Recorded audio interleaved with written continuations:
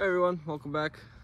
Wanted to make a video as a response to a video recently posted by Sergeant Schultz, I believe his name is. Because I haven't really recently been going and getting into Robert Monroe's work more in depth, maybe just checking out more of his stuff. And he just happened to post a video about Robert Monroe talking about escape velocity and how this place can really be a sort of multi-level marketing scheme. And as many of you guys that have been watching my channel know, I've been saying essentially the same things, right? That this is a Ponzi scheme, it's a casino, it's making human junkies out of us, which is how the video describes it, human junkies. And we're being used. We are stuck and addicted to this place, right? You'll have to excuse the crows. They seem to be vocal this afternoon. But really, it makes me wonder about, well, it confirms rather this information that I'm getting really is from my true spirit essence, my spirit calling me back home, my connection to the ineffable one, if we can say that, to the one that we are truly from, our spirit is truly from. So in terms of what he's talking about this escape velocity, but we'll get to that in a second, because my recent research of what I was discovering from his work is that there are these layers. He calls them focus levels, and up until focus level 27, the layers of the astral all have to do with earth and belief systems, right? And after layer 27 or level 27, I think it's either in level 27 or 23, there's this park or a healing center, and you're essentially in this intermediary state. But even that seems to be part of the whole matrix construct for me. But he calls 27 the graduating point. And down here we've heard of things called like the 27 Club. Now actually a lot of it's associated with people dying, and I've postulated that maybe because 27 is your Jupiter return, and then 28 will bring your Saturn return. So it's kind of like this expansion and then this immediate contraction in a sense, or where you should be focused on hard work and basically dedication to the nitty-gritty stuff in life. So people that have been living abundantly and in a delusional state, as Jupiter, the archon Jupiter, can cause, it gives you, right, it blesses you, then the El Father Saturn comes, takes it away, and pulls you back down to reality, and people can get very depressed and end up taking their own lives because of this. Now in this focus level 27, he describes it as people graduating and becoming like gods, and all these other astral souls, beings, whatever, look up to these people that graduated, and they're like, I'll do anything it takes to be like them. I'll go back to Earth for 1,000 times just so I can achieve that level of godhood that these beings have in various other astral dimensions or whatever. Which only reminds me of the old gods, like the Norse gods or the Greek gods that people fantasized about, how they all wanted to be like them and have power, right? It's all about having power. But the other thing he talks about is this escape velocity, and in order to get to or past that level 27, you have to have the full intent to leave it all behind, leave all your beliefs behind. Whereas people that get addicted to various things here then get stuck in various astral levels pertaining to those specific scenarios. For example, a bar in the astral for alcoholics, people that wanted, I don't know, to visit certain places, or people that don't even realize they were dead. They're still going to their jobs, but they're working in the astral now. It's a whole system that is being projected by their very essence, their belief systems, because they're holding on to that belief unknowingly, right? Subconscious. They never became aware in their everyday life. They just kept repeating the monotonous cycle that Saturn has bestowed upon us, right? And that's why this place really is to me like a casino. You go in, you expect to win. You have this goal like, oh, I'm gonna beat the casino, I'm gonna get lucky or whatever, and 99.9% of people walk out with the opposite situation afterwards, because yeah, they got duped. It was all rigged against them to begin with. But at the very front or in the center of attention, they usually put the winning machines, or they usually put, you know, the ones that did something, the ones that achieved something, to give people a false sense of hope. Like, oh, look at this person, they just won $10,000. But oh, don't worry about the people, all the other people that lost hundreds of thousands combined. We just made a killing off you guys, right? So that's why it's a Ponzi scheme as well. They need people to become addicted. They bring people in. I'm not sure how the whole bringing of new souls in works, potentially, or spirit. I still think it's largely the same spirit recycled over and over again, but with different personas. But the Ponzi scheme only works if you bring more people so that the others can eat from each other, right? Everything eats here. Everything is taking from one another. So while you may be coming in and using this place as an experience, not a lesson, it's an experience. You're not learning anything. That's the false conception that they give you. They're also using you. They're also deriving benefit from you. Largely, it's actually weighed against you and how much benefit they're getting as opposed to how much benefit you're getting, in my opinion. But you know, they're using you for work. They're using you for energy creation, for energy harvesting, right? That's why it's called the harvest. And depending on which side you take, good or bad, that's depending on who eats. Well, they all eat. They all make sure they eat, of course. But you specifically can pick a side, right? Red or blue pill. So even then, this really functions also like a school. Because, you know, there's the pleasure aspect that people become addicted to, right? Become human junkies of. But that's only because there's the work aspect. So it's like, it's very out of balance, and you have to balance it with the pleasure aspect, like I've mentioned. So you work for 8 hours a day, right? And then what do? You go and party on the weekends. You party hard Friday and Saturday. Sunday, you got to take a day off. That's when God rested, of course. And then Monday through Friday, you're back to work. And that sort of keeps the balance, because those 2 days you have to party really hard, and then all it serves to do is further disconnect you from yourself, right? So that you can remove that conscious and become a zombie and keep going Monday through Friday, ignoring everything else that's happening in the outside, of course, and on the inside. And same with school, right? If we can describe this as a school, they offer you that recess, you know, after elementary and middle school, I guess. The period shortens essentially, and all you have to really look forward to is lunch. But they give you that recess so that you can recharge and then get back to learning things that you don't care about, right? Things that serve you no purpose essentially in the real world.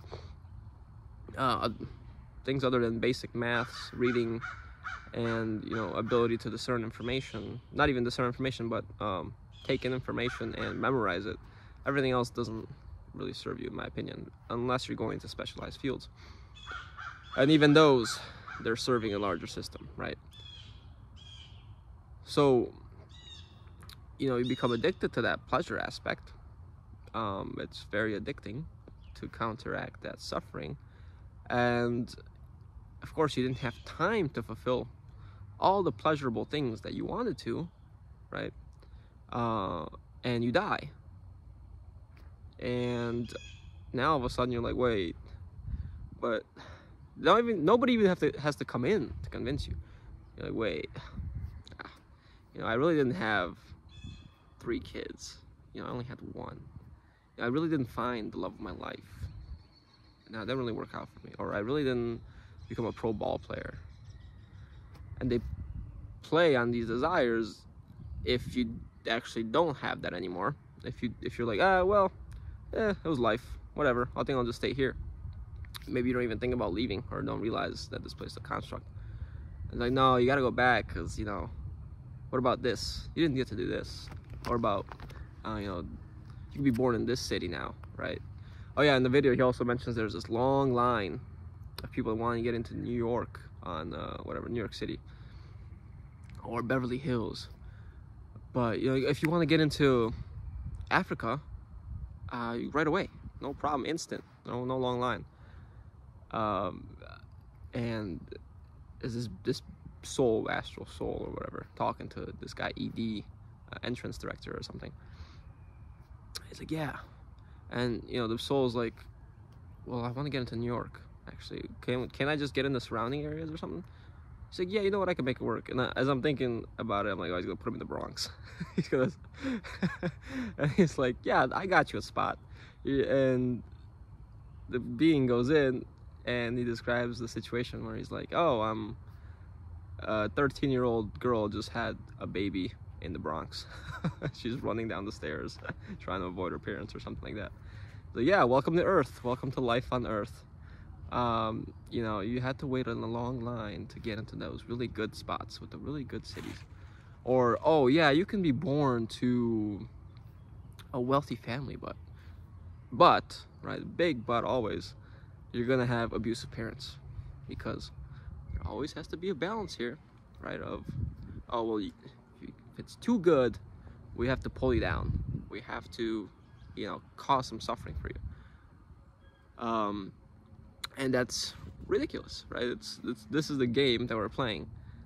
So just like in a video game, people get addicted to those levels. You gotta beat the levels. You gotta beat the game, graduate from the game. Oh, well, wait, I died at level 15. There's 100 levels. Well, instead of hitting reset or try again, you just put the controller down and you go outside. And guess what? The real thing is actually so much better, because what we're secretly doing with these video games is we're trying to live life through them, right? We're trying to live our experience that we're maybe too scared to go do in the real world here. Or, sorry, you know what I was getting to, but in the video game, right? So, you know, there's no danger of it in the video game, and you know, you can drive the fast cars, you can go kill dragons, go on an adventure, whatever. That's the creative energy in us coming to life, and it's being thrown into that AI scenario. So it's likely that's what's happening with this place as well, except in reverse. There's no real danger in the spirit world, and we want to feel that danger here. We want to feel like it's all on the line, right? Kind of like a reality TV show or something, but it's all controlled. Which, like, I've also described this place as a reality TV show. But when you essentially realize that there are these workers and these executives in this multi-level marketing scheme, this Ponzi scheme, then you're like, wait, well, maybe it's not really what I thought it was. Maybe it was at one point, but I don't think so. I think it was initially designed this way. I think it was initially designed corrupted. And somehow our curiosity was played upon, or our desire to help in some way was played upon and preyed upon. And, you know, we entered the contract. So here we are, and now, of course, with our memories being wiped, we've forgotten, but we're slowly remembering the truth, and we were trapped in a loop, right? In the Ouroboros time loop. That's what time is. It's a loop. It's a cycle. It's a sickle. It's a sick-o. So, you know, maybe other spirits also came in to try and help us remember. They also forgot. But, and I believe Carlos Castaneda talks about this as well, the escape velocity that you have to gather is dependent on your intention. That's why I always talk about, it's not about getting through the levels. It's not about beating the game. It's about you finally making the decision that I'm done with the carnival ride. I'm done with the video game. I'm done spending my money in the casino, and you beat the addiction. your own willpower, your own intention and imagination is perfectly aligned in all that you do, and all your thoughts, or at least you're getting there, right? You're, you know, fully trying to get there with the idea of leaving, with the idea of saying no more, because you've had it, right? That's why I think suffering really is our greatest tool in getting closer to the ineffable one, because it reminds us of what this place is about. And no matter which way you go, whether it's oh, look, a bunny. Whether it's the black pill of suffering and doom, whatever, and hard work and doing things the nitty-gritty way to achieve happiness, or the pleasure seeking, you still hit suffering on the boundaries of this loop, right? It's still suffering on the boundaries. You're never fully fulfilled. Yes, it took longer for me to get the things I want. I had to work harder, and the things I got last longer, but they still die, right? Yeah, I waited for myself to get those things I wanted, but they're still temporary. Yeah, all the pleasure-seeking things I got were immediate, and they gave me temporary satisfaction, but it was still temporary, and I need more. And the more and more into pleasure you go, the closer you get to suffering, right? The more and more into suffering you go, the more you realize it's suffering also on the opposite side of that temporary pleasure. So then you begin to realize, well, what the heck is the point of all of these things? And you're like, you know what? I did it all. And even if I didn't do it all, I understand that beyond doing it all, it was just unfulfillment, lack of fulfillment, right? Now you can still do things. You can still find temporary satisfaction. You can still have relationships with people. You can still gather joy from that. But at the end of it all, you have to be able to let go. You have to be able to say, okay, Cindy wants to come back to Earth. You know, yeah, during Earth I may have said till death do us part, or I'll be with you forever, baby. But, you know, I revoked that verbal contract. I don't want to go back.